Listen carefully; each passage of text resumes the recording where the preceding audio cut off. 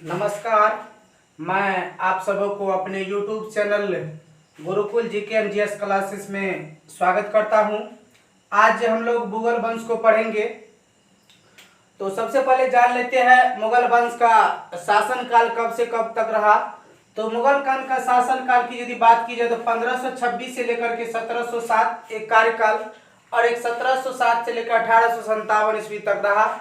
और यूं कहा जाए तो 1526 से लेकर 1857 तक मुगल वंश की सत्ता रही। अब है मुगल वंश के संस्थापक कौन थे। तो मुगल वंश के संस्थापक थे बाबर। मुगल वंश के संस्थापक कौन थे।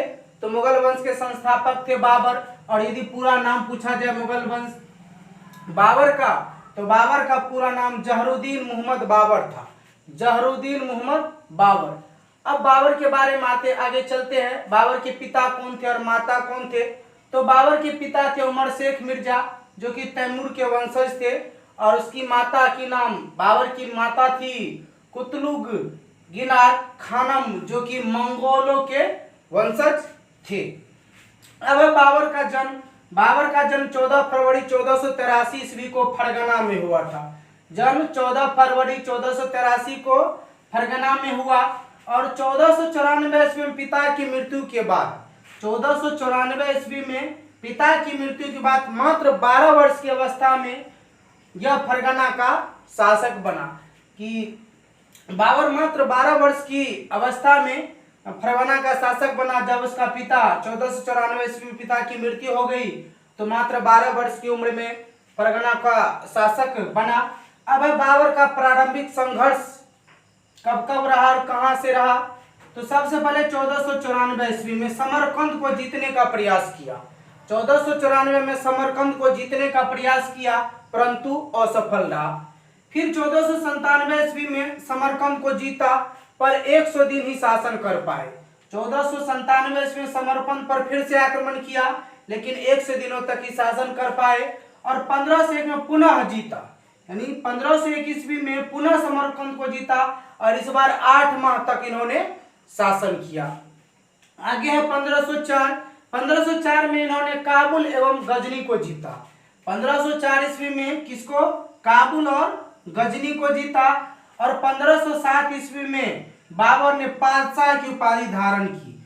1507 में बाबर ने पातशाह की उपाधि धारण कर गद्दी पर बैठा। और उसके बाद है 1511 में इसने एक बार पुनः समरकंद पर आक्रमण किया और आक्रमण का अधिकार कर लिया। पर 1512 में फिर से इसे खो बैठा, यानी 1511 में आक्रमण फिर समरकंद पर किया और 1512 में इसे खो बैठा।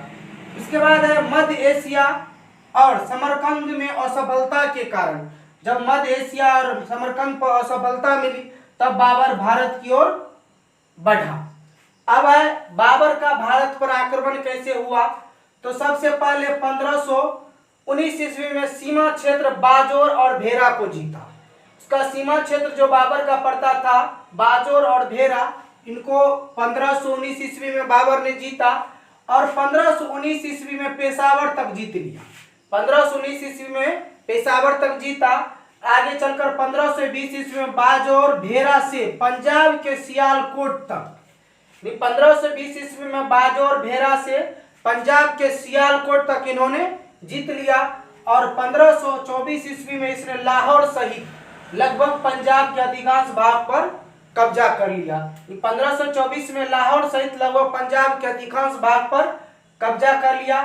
और आप लोगों के बीच मुगल वंश का यानी बाबर के और वीडियो आएगा, जो कि ये भाग ए था, उसको भाग भी हम लोग पढ़ेंगे। तो आप लोगों को ये वीडियो पसंद आए तो दोस्तों के बीच जरूर शेयर करें, ताकि सभी स्टूडेंट जो भी घर बैठे कंपटीशन का तैयारी कर रहे हैं उसके पास ये वीडियो पहुंच सके। Okay, thanks.